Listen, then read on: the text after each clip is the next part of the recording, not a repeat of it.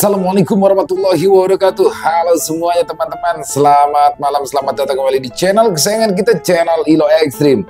Dan dimanapun teman-teman berada, semoga teman-teman selalu dalam keadaan sehat walafiat tanpa kekurangan satu apapun. Amin, amin ya robbal alamin. Pada kesempatan yang baik ini kami akan membawakan satu kisah dari Sanum Nareswari. Wah, kisahnya keren banget teman-teman. Tapi sebelum kita masuk ke dalam kisahnya, buat teman-teman mungkin yang belum subscribe, yuk diklik dulu tombol subscribe. Jangan lupa lonceng notifikasinya dinyalakan agar teman-teman selalu mendapatkan notifikasi dari konten-konten yang akan kami upload selanjutnya. Untuk channel Ilo Ekstrim kami upload setiap hari teman-teman, setiap jam 7 malam waktu Indonesia bagian Barat. Dan kami juga ingin mengucapkan terima kasih ya kepada seluruh teman-teman yang sudah selalu setia mendukung channel kami, yang sudah selalu hadir di setiap harinya. Karena kehadiran teman-teman lah kami selalu bersemangat berkarya di setiap harinya. Dan gak pakai lama-lama lagi ya, gak pakai berbasa-basi lagi, langsung saja kita masuk ke dalam kisahnya. Mode horor on. Amplop putih titipan dari Kartika.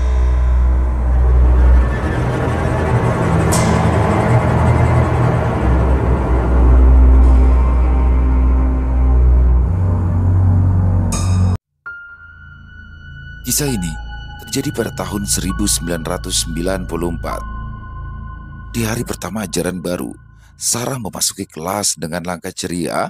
Aula sekolah yang ramai terasa bertambah hidup pagi itu. Dengan mata berbinar, dia melangkah ke bangkunya, bersiap menghadapi hari yang penuh dengan harapan baru. Ya, kelas 2A sudah mulai mengisi kursi mereka saat guru masuk untuk memperkenalkan murid baru. Sarah menatap penuh perhatian. Ia tidak sabar untuk mengetahui siapakah yang akan bergabung dengan mereka. Ketika pintu kelas terbuka, seorang gadis dengan rambut hitam panjang dan gaya berpakaian yang sederhana mulai melangkah masuk. Kartika. Sarah tersenyum sejenak, matanya membulat saat menyadari siapa yang baru saja muncul di depan kelas. Kenangan masa lalu langsung melintas dalam benaknya, membuat jantungnya berdegup kencang. Tika, sahabatnya semasa SD yang sudah lama tidak ditemuinya, kini berdiri di hadapannya. Guru pun langsung memperkenalkan Tika dengan singkat, dan Sarah tidak bisa menahan diri untuk tersenyum lebar. Saat Tika mulai memperkenalkan diri, Sarah merasakan kehangatan dan kegembiraan yang sama seperti saat mereka masih duduk di bangku SD. Tika juga tampak tidak kalah bahagia. Matanya bersinar penuh semangat saat dia melihat Sarah di sudut kelas. Mereka berdua saling berpandangan dan segera merasa ada sesuatu yang akrab, seolah waktu tidak pernah berlalu. Pelajaran pertama hari itu berlangsung dengan santai, akan tetapi Sarah dan Tika tidak bisa menahan keinginan untuk berbicara satu sama lain. Setelah pelajaran berakhir, mereka pun dengan cepat mengumpulkan barang-barang mereka lalu bergegas menuju keluar kelas mencari tempat yang lebih pribadi untuk melepas kerinduan mereka. Mereka menemukan tempat sebuah sudut di taman sekolah. Di bawah pohon akasia, mereka duduk berhadapan-hadapan. Suara angin yang lembut dan sinar mentari yang hangat membuat suasana menjadi lebih nyaman. Sarah mulai bercerita tentang kehidupannya selama mereka berpisah. Dia menjelaskan betapa beratnya tahun-tahun di SMP dan bagaimana dia merindukan kehadiran sahabat lamanya. Tika mendengar dengan penuh perhatian. Seringkali ia mengangguk sambil tersenyum simpul. Dan ketika giliran Tika untuk bercerita, dia menceritakan bagaimana kehidupannya berubah setelah mereka berpisah. Dia menceritakan tentang teman-teman baru, pelajaran baru, dan bagaimana dia juga sering memikirkan Sarah. Aku ingat waktu kita sering bermain di taman dekat sekolah, kata Tika dengan mata berbinar. Kangen banget sama masa-masa itu, Sarah tertawa. Aku juga, tapi sekarang kan kita udah ketemu lagi. Mereka lalu melanjutkan percakapan sambil tertawa geli. Keduanya mengingat kembali kenangan-kenangan lucu dari masa kecil mereka dan merencanakan apa yang akan mereka lakukan nanti. Ketika bel istirahat berbunyi, Sarah dan Tika kembali ke kelas dengan perasaan bahagia. Mereka duduk bersebelahan, berbicara sepanjang waktu di pelajaran berikutnya. Saat pulang sekolah, Sarah dan Tika masih saling melambaikan tangan dan saling berjanji untuk bertemu lagi. Seiring berjalannya waktu, kebersamaan Sarah dan Tika pun semakin erat. Mereka tidak hanya bertemu di sekolah, tetapi juga menghabiskan waktu bersama di luar jam pelajaran. Salah satu kebiasaan favorit mereka adalah menghabiskan akhir pekan di rumah Sarah. Saat akhir pekan tiba, Tika seringkali menginap di rumah Sarah, menjadikannya sebagai rumah kedua yang sama menyenangkannya. Seperti biasa, setiap Sabtu sore, Tika tiba di rumah Sarah dengan tas punggung yang berisi pakaian ganti. Sarah menyambutnya dengan pelukan hangat di depan pintu rumah. "Bawa apaan tuh? Banyak banget," goda Sarah ceria, matanya berbinar melihat sahabatnya. Sarah menyeret Tika ke kamar. Ruangan itu sederhana, tetapi penuh dengan sentuhan pribadi. Beberapa poster film favorit mereka menghiasi dinding, sementara selimut sudah terlipat rapi di atas tempat tidur. "Apa ibumu nggak bosan kan kalau aku datang nginep lagi?" tanyanya. "Ibuku malah lebih senang kamu nginep di sini karena rumah jadi terasa lebih rame," sahut Sarah padanya. Ya, sebagai anak tunggal, dia memang sering merasa kesepian karena tidak punya saudara. "Ibu juga senang loh karena Tika sabar menghadapi Sarah yang manja. Kamu itu sudah seperti kakaknya sendiri loh," celetuk ibunda Sarah yang kebetulan lewat di depan kamar putrinya. Hari-hari berlalu dengan cepat. Tidak terasa, mereka kini telah memasuki tahun-tahun kuliah. Meski sudah sibuk dengan tugas dan kegiatan kampus, mereka tetap menyempatkan waktu untuk saling mengunjungi. Tika masih sering datang ke rumah Sarah pada akhir pekan.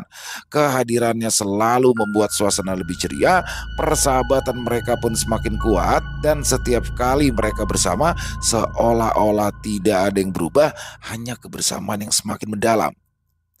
Saat mendekati Hari Raya Idul Fitri, suasana di rumah Sarah terasa sangat sibuk. Seperti biasa, keluarganya akan mudik untuk merayakan Lebaran di rumah sang kakek. Entah kenapa, Sarah mendadak mendapatkan ide untuk mengajak Tika ke kampung kakeknya. Tika pun langsung menyiapkan banyak hal untuk liburan setelah ia mendapatkan izin dari orang tuanya. Beberapa hari menjelang Lebaran, Sarah dan Tika bersiap untuk perjalanan ke kampung kakek Sarah. Kendaraan mereka melaju di jalanan yang semakin lama semakin sepi, berganti dengan pemandangan desa yang hijau. Sepanjang perjalanan, mereka menikmati pemandangan sawah yang jarang mereka lihat di kota. Tika yang duduk di samping Sarah seringkali melongo keluar jendela dengan penuh kekaguman. "Belum pernah mudik ya?" tanya Sarah keheranan. Tika meringis. "Di kemana? Kakek nenekku kan rumahnya di kota juga." "Iya ya, aku lupa," balas Sarah yang ikut meringis juga. Dia lupa keluarga Tika bukanlah keluarga pendatang seperti keluarganya. Setibanya di kampung kakek Sarah, mereka pun disambut oleh suasana yang berbeda. Jalan-jalan di kampung terlihat lebih sepi tanpa kendaraan yang berlalu lalang. Kakek dan nenek Sarah sudah menunggu di depan rumah, siap menyambut mereka dengan pelukan penuh kasih. "Syukurlah cucuku sampai dengan selamat," ucap kakek Sarah sumringah. "Kek, ini teman Sarah, kek. Namanya Tika." Sarah memperkenalkan Tika kepada sang kakek dan nenek. Tika bergegas mencium tangan kakek nenek Sarah seraya menyebutkan namanya. Meskipun baru pertama kali bertemu, pasangan tua itu sudah menyambutnya dengan sangat ramah. Di hari Lebaran, nenek Sarah sudah menyiapkan meja dengan berbagai hidangan Lebaran yang menggugah selera. Berbeda dengan hari biasa, Tika hari itu makan dengan lahap, sedangkan di hari lain ia biasanya hanya makan sedikit saja. Sarah pun heran, tapi tidak terlalu memikirkannya. Mungkin setelah puasa 1 bulan penuh, Tika ingin makan sepuasnya di hari Lebaran. "Masakan nenekmu enak banget," ucap Tika sambil tersipu-sipu saat nenek menambahkan rendang di piringnya. "Makan yang banyak ya," sahut nenek Sarah. "Kan jarang-jarang kamu bisa ikut mudik ke kampung kami." Sarah melirik Tika yang kembali menyuap semulut penuh. "Tahun depan Sarah ajak Tika ke sini lagi ya, Nek." Mata Tika berbinar-binar kala mendengar ucapan temannya. Namun sinar matanya redup saat ia melihat rombongan anak-anak yang datang bertamu ke rumah nenek. Gadis itu terpaksa berhenti makan karena banyak tamu yang datang untuk saling bermaafan. Sarah pun terkikik geli saat menyadari reaksi dari temannya. Dia kira Tika kesal karena harus menunda makan, tapi ternyata perkiraannya salah. Hari terakhir berada di kampung. Suasana Lebaran yang ceria tiba-tiba saja berubah menjadi tegang. Sarah dan Tika yang baru saja duduk untuk sarapan ketika Tika tiba-tiba saja merasakan mual. Dia meringis, menggenggam perutnya sambil terduduk di kursi dapur yang terbuat dari kayu. Sarah yang pada awalnya mengira jika Tika hanya merasa kelelahan setelah kemarin seharian beraktivitas, segera menyadari ada yang tidak beres saat ia melihat wajah Tika yang pucat dan berkeringat. "Tika, kamu sakit?" tanya Sarah dengan cemas sambil menepuk lembut punggung sahabatnya. Tika mencoba tersenyum meski dipaksakan. "Kayaknya aku masuk angin deh." Namun, Sarah tidak bisa tenang melihat kondisi Tika yang semakin memburuk, terlebih lagi ketika Tika mulai muntah. Sarah segera berlari ke kamar mandi. Ia berniat membantu membersihkan sisa muntahan yang mengotori wajah Tika. "Kayaknya kamu harus pergi ke dokter deh," kata Sarah tegas menatap Tika yang kini duduk lemas di lantai kamar mandi. Tika menggoyangkan kepalanya. "Gak usah Sarah, aku kan udah bilang ini cuma masuk angin. Aku cuma perlu istirahat sebentar." Sarah merasa bingung dan panik. Dia melihat ke arah kakek dan neneknya yang juga khawatir melihat keadaan Tika. Kakek Sarah mendekati mereka lalu menyarankan, "Ayo, bawa Tika ke kamar." Sarah memapat Tika ke kamar sambil menawarkan air hangat dan camilan ringan untuk Tika, berharap itu dapat membantu meringankan rasa mualnya. Beberapa saat kemudian, seorang mantri kesehatan tiba. Lelaki itu sengaja dipanggil oleh kakek Sarah yang khawatir melihat teman cucunya jatuh sakit. "Apa yang sakit, Dek?" tanya si mantri sambil melihat Tika yang berbaring dengan wajah pucat. Sarah pun menjelaskan dengan cepat. "Teman saya ini mulai ngerasa mual lalu muntah-muntah setelah sarapan." Dokter mengangguk memahami lalu mulai memeriksa tekanan darah Tika dan suhu tubuhnya. Dia mendengarkan keluhan Tika dan menanyakan riwayat makanan yang dikonsumsi. Ya, dari pemeriksaan awal, tampaknya Tika ini mengalami gangguan pencernaan yang mungkin saja disebabkan oleh makanan yang tidak cocok. Sementara saya akan memberikan beberapa obat untuk mengatasi mual ya. Jelas mantri itu. Setelah pemeriksaan selesai, Tika mengangguk dengan lemah, merasa sedikit lega kala mendengar penjelasan mantri. Dia segera mengambil selimut tanpa menyadari pandangan yang diarahkan sang mantri padanya. Akan tetapi, mantri itu akhirnya hanya memberikan resep obat, lalu menyarankan agar Tika banyak beristirahat, menghindari makanan berat, serta memperbanyak minum air putih untuk menghindari dehidrasi. Sarah pun dengan hati-hati memberikan obat yang diresepkan dokter kepada Tika dan menyediakan air putih di samping tempat tidur. Ia duduk di samping Tika, memastikan sahabatnya itu merasa nyaman. "Kamu harus banyak istirahat ya," kata Sarah lembut, menepuk tangan Tika dengan penuh perhatian. "Maaf ya, aku jadi ngerepotin," ujar Tika merasa tak enak hati. "Harusnya kita kan pulang hari ini, tapi jadi tertunda deh gara-gara aku sakit." "Santai aja. Aku gak buru-buru mau pulang juga. Ibu dan bapak kebetulan masih juga harus bersilaturahmi kok ke rumah kerabat yang lain." Sarah menegaskan kepada temannya. Tidak perlu merasa tidak enak hati. "Serius kamu gak jengkel?" tanya Tika sekali lagi. Sarah menggeleng, lantas ia berkata lagi, "Kalau kamu cepat sehat, coba makan dulu deh. Aku siapin bubur ya." Tika mengangguk lemah. Ia kembali terbaring di tempat tidur dengan selimut tebal. Sarah meninggalkan kamar sebentar untuk menyiapkan teh hangat dan juga bubur. Ia bergerak cepat ke arah dapur. Dengan hati-hati, ia menyiapkan bubur nasi dengan tambahan kaldu ayam dan sedikit sayuran sambil merebus air untuk membuat teh hangat. Di dapur, Sarah memotong sayuran kecil-kecil dan menyiapkan bahan-bahan lain dengan cermat. Aroma kaldu ayam yang hangat mulai menyebar di dapur, memberikan suasana yang nyaman dan juga menenangkan. Sambil memasak, Sarah tidak bisa berhenti memikirkan kondisi Tika yang mendadak jatuh sakit. Dia berharap makanan yang disiapkannya dapat membantu Tika merasa lebih baik. Setelah bubur matang dan teh siap, Sarah membawa kedua piring tersebut kembali ke kamar Tika. Dengan hati-hati, dia meletakkan bubur di atas meja samping tempat tidur dan menyajikan cangkir teh hangat di sebelahnya. Sarah duduk di tepian ranjang dan menyentuh dahi Tika yang anehnya tidak terasa panas. Aku sudah nyiapin bubur sama teh hangat. Mungkin bisa bantu perut kamu jadi lebih baik," kata Sarah. Tika membuka matanya, lalu berusaha duduk lebih tegak dan mulai memakan bubur dengan perlahan Sarah duduk di sampingnya, memperhatikan setiap gerakan Tika dengan penuh perhatian. Teh hangat itu mengeluarkan uap lembut dan Tika meminum beberapa teguk dengan perlahan. Sementara Tika makan, Sarah menceritakan berbagai hal ringan seperti bagaimana suasana lebaran di kampung dan kenangan lucu yang mereka buat selama hari-hari mereka di sini. Tujuannya adalah untuk mengalihkan perhatian Tika dari ketidaknyamanannya dan membuatnya merasa lebih rileks. Setelah Tika selesai makan dan merasa lebih baik, Sarah membantunya berbaring kembali. Coba untuk tidur sebentar ya. Keesokan harinya, wajah Tika masih pucat. Ia bahkan juga menolak sarapan yang disiapkan nenek. Dia hanya minum teh dengan alasan belum bisa makan yang lebih berat. Nenek Sarah memandangi Tika dengan tatapan yang sulit diartikan. Kalau begitu, kamu makan buah saja, mau? Tawaran Nenek Sarah disambut Tika dengan senang hati. Beberapa buah pisang uli berhasil ditelannya tanpa dimuntahkan lagi. Perjalanan kembali ke kota berlangsung dengan lancar tanpa masalah. Namun setelah tiba di rumah Sarah, Tika segera berpamitan. Sarah pun dengan hati-hati melipat pakaian Tika dan meletakkannya di ransel temannya. Sementara itu Tika berbaring di atas kasur karena ia merasa pusing. Tas kamu udah siap? Apa kamu yakin gak mau aku antar pulang? Tanya Sarah mencoba menawarkan bantuan pada temannya. Aku takut kamu nanti pingsan di tengah jalan. Tika tersenyum lemah.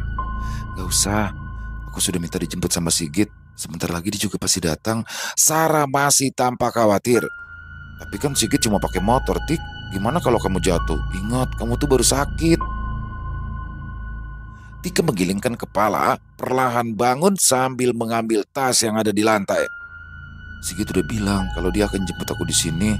Aku nggak pengen merepotkan kamu lebih jauh. Lagian kamu kan juga sama, capek. Sarah cemas tetapi tahu bahwa Tika ini sangat keras kepala. Ayo udah deh, terserah kamu. Tapi kalau berubah pikiran, ngomong ya. Setelah memastikan semua barang-barang Tika sudah dimasukkan ke dalam ransel, Sarah membantu Tika membawa ransel ke depan rumah. Mereka berdiri di teras rumah yang dikelilingi oleh aroma bunga. Suasana sekitar perumahan Sarah sepi karena kebanyakan para penghuninya juga sedang mudik. Hanya beberapa rumah saja yang mulai terlihat beraktivitas. Tidak lama kemudian muncullah Sigit, pacar dari Tika, muncul di ujung jalan. Sarah dan Tika melihat motor itu perlahan mendekat. Tika segera berdiri lebih tegak, matanya berbinar melihat kehadiran Sigit. Sepeda motor itu berhenti di depan rumah. Sigit menyapa mereka dengan senyuman yang lebar. Akhirnya ketemu lagi deh, ujar Sigit sambil menghampiri Tika dan Sarah. Ia menarik rambut Tika tanpa malu-malu, sementara Sarah melotot melihat tingkah pacar temannya itu. Dewasa, tapi tingkahmu masih seperti anak-anak, tegur Sarah sengit, tetapi Sigit tidak memperdulikannya. Sarah mengalihkan pandangannya ke arah Tika. Kamu yakin kan beneran sanggup pulang ke rumah naik motor? Apa aku antar aja di Tik, sekalian silaturahmi ke bapak ibu kamu? Tika hanya memeluk Sarah. Gak usah, aku baik-baik aja kok. Kalau mau ketemu ibu, besok aja ya, sekalian bawa bunga ke rumah. Bunga? Sarah mengerjitkan kening. Bunga apa? Tika tidak menjawab pertanyaan Sarah. Ia justru melambaikan tangan kepada temannya itu lalu naik ke belakang motor Sigit. Sarah pun terpaksa membalas melambaikan tangan sambil tersenyum walau hatinya masih bertanya-tanya apa maksud ucapan dari Tika. Motor Sigit melesat kencang meninggalkan halaman rumah Sarah. Sarah terus berdiri di teras menatap sepeda motor yang semakin menjauh dengan perasaan campur aduk. Saat kendaraan itu hilang dari pandangan, Sarah pun akhirnya masuk ke dalam rumah. Loh, Tika mana? Ibunda Sarah yang sedang membereskan dapur bertanya pada anaknya. Udah pulang tadi, dijemput Sigit tuh pakai motor kesayangannya, sahut Sarah lesu. Loh, kok pulang naik motor? Ibunda Sarah terkejut kala mendengar Tika yang masih sakit itu nekat pulang hanya naik motor. Sarah mengangkat bahu. Dia sendiri tidak mengerti apa yang difikirkan Tika sehingga tidak mau diantar menggunakan mobil. Keesokan harinya, Sarah masih terlelap di ranjangnya, terbungkus selimut yang hangat sejak malam sebelumnya. Ia sangat kelelahan setelah merawat Tika dan mengurus segala persiapan kepulangan mereka dari kampung. Di ruang tamu, ibunya Sarah sedang duduk di sofa sambil menonton televisi. Telepon rumah berdering nyaring memecah keheningan pagi. Ibunda Sarah bangkit untuk menjawab telepon. Halo, Terdengar isak tangis dari ujung panggilan, disusuli dengan kalimat yang terbata-bata. Kata-kata tersebut seolah membeku di udara. Ibunda Sarah merasakan dunianya seolah runtuh. Dia mencoba untuk mengumpulkan pikirannya, tetapi emosinya tidak dapat ditahan. Suaranya bergetar saat ia bertanya lebih lanjut. Apa? Apa maksudnya? Bagaimana bisa? Sayang, panggilan telepon sudah terputus. Saat Ibunda Sarah ingin bertanya lagi, terdengar nada sibuk dari ujung sana. Tangan ibunya Sarah gemetar saat meletakkan gagang telepon. Hatinya terasa seperti ditusuk karena rasa sakit yang mendalam. Ia segera berjalan menuju kamar Sarah yang masih tertidur. Dengan lembut, Ibunda Sarah menggoyangkan bahu Sarah, berusaha membangunkan Sarah dari tidurnya. Sarah, bangun sayang, ada kabar penting. Suara ibunya bahkan terasa bergema hampa. Sarah perlahan membuka matanya. Ketika dia melihat wajah ibunya yang tampak sangat khawatir, dia bisa langsung merasakan ada sesuatu yang tidak beres. Ibu, ada apa? Tanya Sarah, kantuknya kini sudah hilang sama sekali. Dengan suara penuh duka, Ibunda Sarah berkata, Tika meninggal dunia. Keluarganya baru saja menelpon. Kata-kata ibu terdengar seperti petir di siang bolong. Seluruh tubuh Sarah bergetar. Kepalanya mendadak terasa berat. Jangan bercanda ya bu. Tukasnya tidak percaya. Sarah bangkit dari ranjangnya, tetapi kepalanya terasa berputar. Matanya berkunang-kunang. Tubuhnya kehabisan tenaga. Badan Sarah terempas ke atas tempat tidur. Matanya tertutup rapat. Sarah, Ibunda Sarah memanggil-manggil nama Sarah sambil berusaha membangunkannya. Namun semua upaya ibunya Sarah tidak membuahkan hasil. Dia pun berlari menghubungi dokter keluarga dan meminta bantuan sesegera mungkin. Setelah menerima jawaban, ibunya kembali ke kamar sambil mengusap keringat di dahi Sarah. Sementara itu, ibunya dengan air mata di matanya duduk di samping ranjang Sarah. Dia bisa merasakan betapa beratnya perasaan kehilangan sekaligus duka cita yang mendalam. Dia membelai rambut Sarah dengan lembut, berharap agar putrinya itu cepat pulih dari kejadian yang sangat mengejutkan ini. Semua suasana di rumah terasa suram. Dengan kesedihan yang mendalam mengisi setiap sudut ruangan, ibu sendiri sulit percaya teman anak gadisnya itu telah meninggal dunia. Setelah Sarah sadar dari pingsan, dia menangis hebat karena ia masih sulit menerima kenyataan pahit tersebut. Kesedihan mendalam karena kehilangan Tika, sahabatnya, terus menyelimuti pikirannya. Setelah berhasil membujuk Sarah agar lebih tenang, ibunya mengatur perjalanan untuk mengantarkan Sarah ke rumah Tika. Ketika mereka tiba di rumah Tika, suasana di sekitaran rumah tampak ramai. Bendera kuning terlihat di depan rumah, tenda biru dibangun di teras. Sarah turun dari mobil, didampingi oleh ibunya.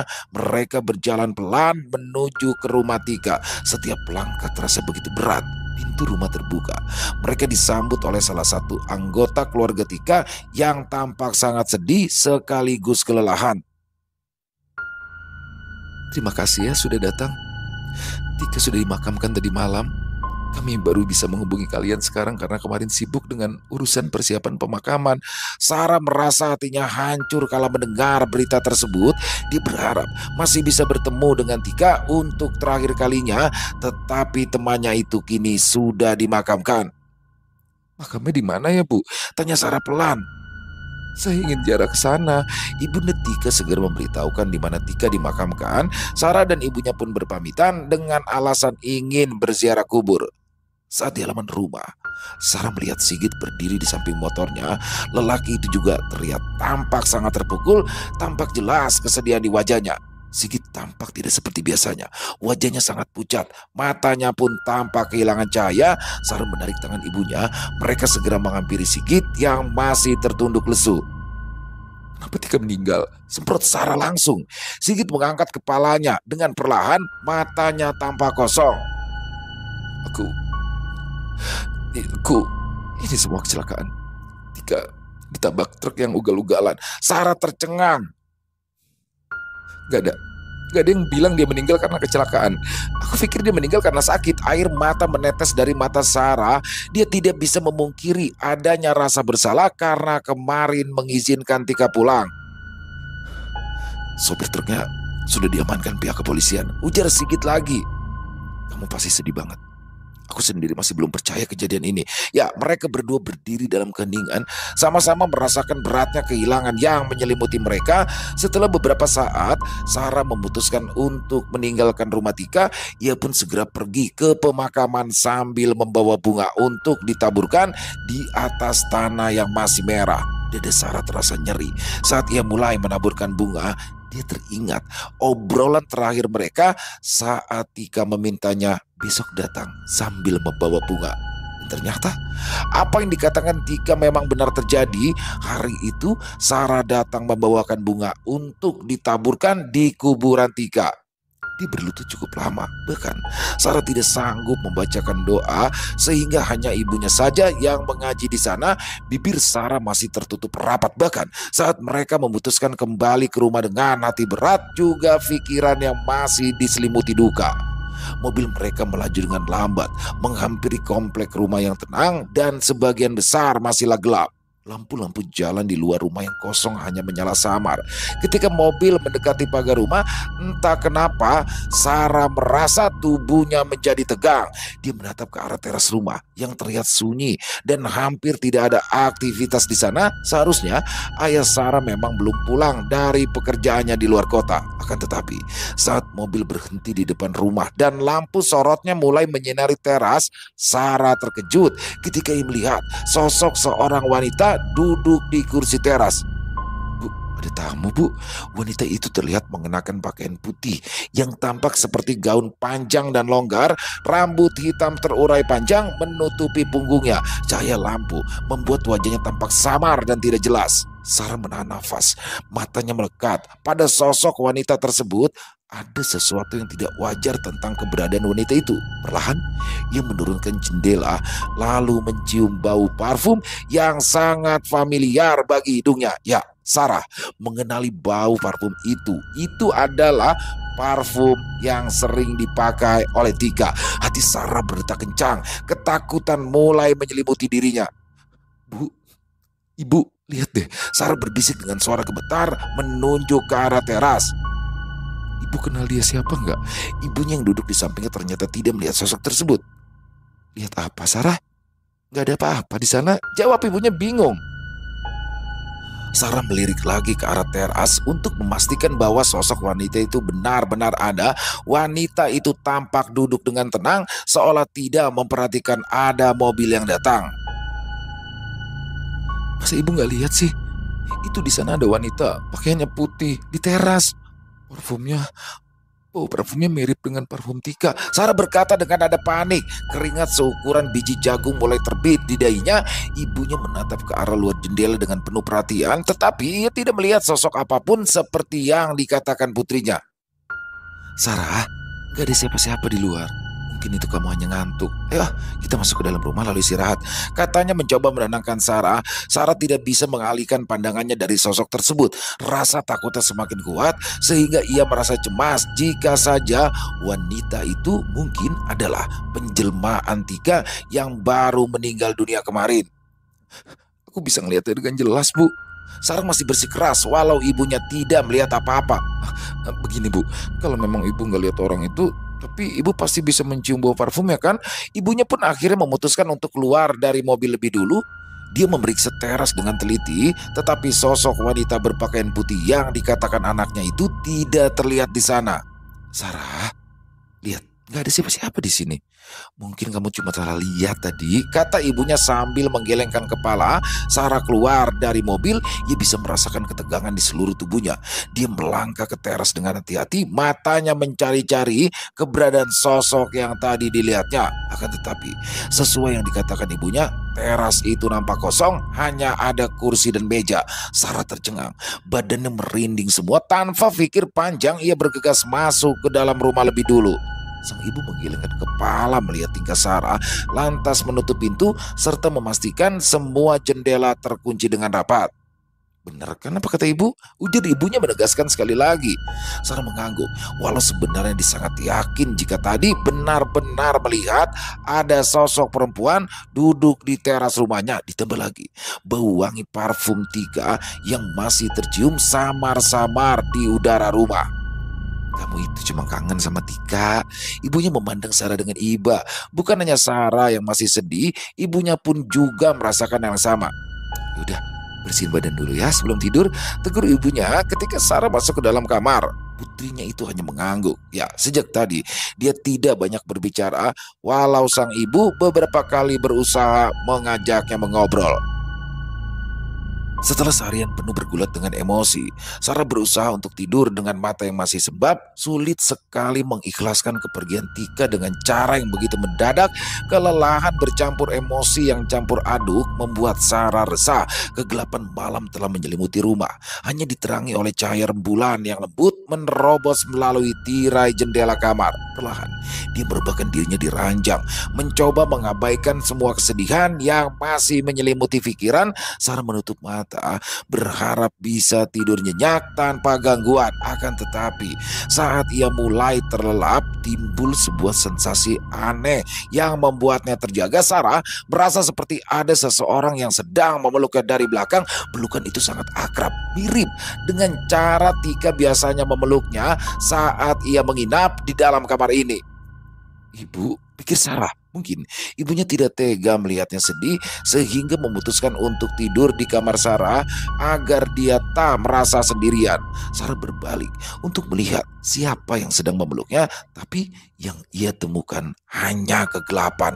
Jantung Sarah berdegup kencang, rasa takut kembali merayap di sekujur tubuhnya. Ia segera duduk di ranjang, memandang sekeliling kamar dengan mata terbelalak lebar. Tika, Sarah berbisik. Entah kenapa, mendadak ia menyebut nama mendiang sahabatnya.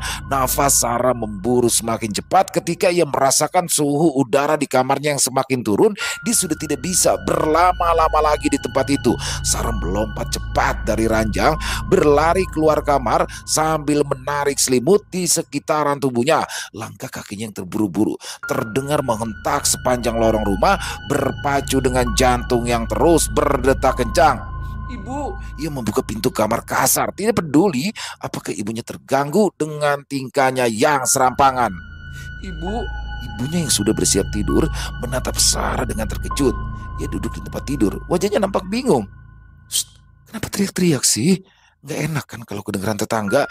Sarah melompat ke samping ibunya. Dia menghirup nafas dalam-dalam, masih gemetar karena ketakutan.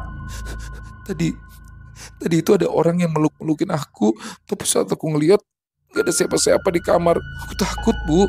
Ibunya memandang Sarah tak percaya. Dia yakin itu hanya alasan yang dibuat-buat Sarah agar diizinkan untuk tidur bersamanya. Ya sudah, malam ini kamu bisa tidur di sini ya. Meskipun begitu, sang ibu memutuskan mengalah. Sarah memeluk ibunya penuh rasa syukur. Kehadiran ibunya menjadi pelipur rara, mengurangi ketegangan akibat beberapa kejadian aneh yang baru dialaminya. Dalam pelukan hangat ibunya, Sarah pun akhirnya menjadi sedikit tenang. Kantuk mulai datang seiring mata yang bertambah berat. Ia pun mulai tertidur. Kedua perempuan itu tidur nyenyak tanpa menyadari ada asap tebal menyerupai sosok manusia berdiri di samping tempat tidur. Terdengar isak lirih dari sosok tersebut, seakan iri pada Sarah yang masih bisa menikmati hidup di dunia. Beberapa hari setelah pemakaman Tika, Sarah semakin banyak mengalami gangguan. Dia bahkan tidak berani lagi tidur di dalam kamarnya sendiri. Beruntung ayahnya masih bekerja di luar kota sehingga dia bisa tidur bersama ibunya. Tapi anehnya, gangguan itu hanya terjadi di kamar Sarah, namun tak pernah terlihat di tempat lain sampai ibunya mengira Sarah hanya mengarang-arang cerita saja. Serius kok, Bu? Sarah menarik ibunya ke kamar sambil memperlihatkan bajunya yang berhamburan sampai ke lantai. Bukan aku ya, bukan aku yang ngeberantakin lemari. Lalu siapa? Kucing? Hah? Tikus? Ibunya mendengus kesal. Beresin sendiri ya. Kok aku beresin sendiri sih, Bu? Bantuin ya. Mohon Sarah. Ya, dia tidak mau ditinggal seorang diri di dalam kamarnya walau saat itu adalah siang hari. Ya ibu, temenin aja di kamar sini biar Sarah yang ngerapiin bajunya. Sarah, ibu lagi repot. Ibu mau masak. Ibunya menjawab seraya meninggalkan kamar. Sarah berdiri seorang diri dengan wajah kecut. Ia tidak punya pilihan lain selain menyerah kalah. Terpaksa, dia membuka semua jendela agar cahaya mentari masuk lebih banyak. Setelah kamar terlihat lebih terang, barulah Sarah berani membereskan semua bajunya yang berhamburan seperti dilempar orang dari dalam lemari. Apaan nih? Sarah memungut amplop putih dari bawah pakaiannya. Dia tidak ingat jika ia pernah menyimpan amplop apapun di dalam lemarinya. Dia termenung cukup lama saat melihat isi amplop itu. Tidak lama kemudian, Sarah mengambil dompet lalu berteriak meminta izin kepada ibunya. Bu, Sarah keluar sebentar ya. Tidak ada sautan dari dapur. Mungkin suara Sarah tidak kedengaran, akan tetapi Sarah yang memang sudah terburu-buru tidak sempat lagi meminta izin untuk kedua kalinya. Sarah tiba di rumah Sigit menjelang sore hari. Setelah ia bertanya ke banyak temannya di mana rumah lelaki itu. Akhirnya ketemu juga, seru Sarah saat ia melihat Sigit yang sedang duduk melamun di teras depan rumahnya. Kok kamu bisa sampai di sini? Sigit tercengang kala melihat sahabat mendiang pacarnya itu datang. Sarah menghampiri Sigit dengan penuh tekad. Aku kesini karena aku mau tahu bagaimana caranya Tika meninggal. Sigit terlihat ragu sejenak, tetapi akhirnya dia mengangguk dengan perlahan. Dia lalu mempersilahkan Sarah duduk di kursi teras bergabung di sampingnya. Sejujurnya, aku masih gak bisa tidur nyenyak setelah kepergian Tika. Dia selalu muncul di dalam mimpiku dan menggangguku setiap malam, kata Sigit berat. Sarah menatap Sigit dengan tajam. Sigit, apa sebenarnya terjadi pada hari itu? Kenapa Tika bisa kecelakaan, tetapi kamu sendiri baik-baik aja? Sigit menarik nafas dalam-dalam, matanya menatap kosong ke arah jalanan yang mulai gelap. Hari itu, aku ingin mengajak Tika mampir sebentar untuk mencari minum. Saat itu, aku juga bilang terus terang sama Tika supaya kami putus saja. Sarah merasa hatinya bergetar hebat kala mendengar penjelasan ini, tetapi ia menahan diri agar tetap dia menunggu lanjutan ceritanya. Tika sangat marah. Dia gak bisa nerima keputusan aku. Ketika aku bilang ingin mengakhiri hubungan kami, dia malah menangis dan berteriak-teriak histeris. Bahkan dia ngancem akan bunuh diri kalau aku tetap mengajaknya putus. Lanjut Sigit. Kami berada di pinggir jalan saat itu. Aku sudah berusaha menenangin dia, tapi dia nekat berlari ke tengah jalan, berteriak-teriak histeris dan terus ngancem bunuh diri. Aku sudah mencoba mengejarnya. Di sini Sigit terdiam sejenak. Ia memejamkan matanya yang penuh rasa penyesalan. Dan pada saat yang sama, tiba-tiba sebuah truk besar melintas di jalan itu. Aku sudah melihat truk itu dari kejauhan, tapi truk itu sudah menabrak Tika sebelum aku sempat memperingatkannya. Suara Sigit pecah. Aku gak bisa ngentiin apa yang terjadi. Tika terjatuh dan sebagian tubuhnya dilindas truk itu. Orang-orang langsung datang memanggil ambulan, tapi semuanya terlambat. Tika meninggal di rumah sakit beberapa jam kemudian. Aku merasa sangat bersalah. Aku merasa sangat bersalah karena gak bisa nyelametinya. Sarah terdiam, perasaannya masih campur aduk, terutama saat ia mendengar Sigit berniat mengajak Tika putus. Sigit mendesah, wajahnya tampak penuh penyesalan. Aku benar-benar minta maaf, Sarah. Aku gak pernah berniat untuk menyebabkan semua ini. Aku juga hanya berharap Tika bisa memaafkanku karena sudah tidak bisa melanjutkan hubungan kami lagi. Aku malah berharap kalau Tika gak akan pernah maafin kamu, cetus Sarah tanpa sadar. Laki-laki brengsek seperti kamu memang tidak pantas untuk dimaafkan. Apa? Sigit tercengang. Sarah lalu melemparkan amplop putih ke pangkuan Sigit. Coba kamu lihat sendiri. Coba kamu lihat sendiri barang apa itu. Tangan Sigit gemetar saat ia membuka amplop yang baru saja dilemparkan Sarah padanya. Ia menarik sebuah alat tes kehamilan yang memperlihatkan 2 garis biru.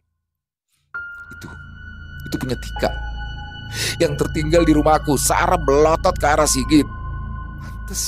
Pantes aja saat di kampung di rumah kakekku dia muntah-muntah setiap pagi. Rupanya dia sedang mengandung anak kamu, dan kamu malah ngajakin dia putus. Ya pantes dong. Pantes aja kalau Tika nekat memilih mati. Sebentar. Aku nggak ngerti sama sekali. Dia hamil? Tanya Sigit seperti orang bodoh. Tapi yang bilang siapa? Sarah ternganga kala mendengar pertanyaan Sigit. Dia yang sudah luar biasa marah pada akhirnya tidak bisa mengendalikan emosinya lagi. Dia memukuli Sigit berkali-kali, tetapi pemuda itu tidak mengelak. Dia diam saja meskipun Sarah terus memukuli punggungnya sekuat tenaga. Sarah pada akhirnya berhenti. Setelah ia puas melampiaskan emosinya, dia lalu menangis terisak-isak karena kesal. Aku nggak ngerti. Aku benar-benar nggak ngerti. Kenapa Tika mau pacaran sama orang brengsek kayak kamu? Kamu sudah menghamili Tika, tapi nggak mau tanggung jawab. Sigit memandang Sarah dengan pandangan tidak percaya. Sarah, jangankan menghamili Tika. Aku itu tidak pernah, bahkan mencium dia aku tidak pernah. Bohong. Sarah memukul Sigit sekali lagi. Aku berani sumpah. Aku berani sumpah gak akan pernah melakukan apa yang kamu maksud itu. Sigit kali ini menangkap tangan Sarah. Ia memandang Sarah dengan tatapan tajam, tetapi yang terlihat di sana hanya sorot penuh kekecewaan. Kenapa kamu gak tanya alasan kenapa aku ngajak Tika putus? Sarah mendengus, tetapi ia langsung terdiam saat Sigit menyerahkan 5 lembar foto berwarna. Apa ini? Foto ini aku ambil dari seberang hotel. Kamu lihat sendiri kan? Tika keluar dari hotel sambil bergandengan tangan dengan Ferdi. Menurut kamu, apa yang mereka berdua lakukan di dalam hotel sana? Jangan memfitnah Tika, seru Sarah keras.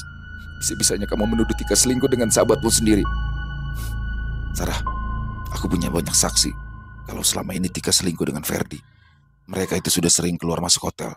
Makanya aku memutuskan untuk mengajak dia putus. Sigit menghempaskan punggungnya dengan kesal. Pantas saja dia menolak diajak putus. Rupanya Tika hamil dengan Ferdi.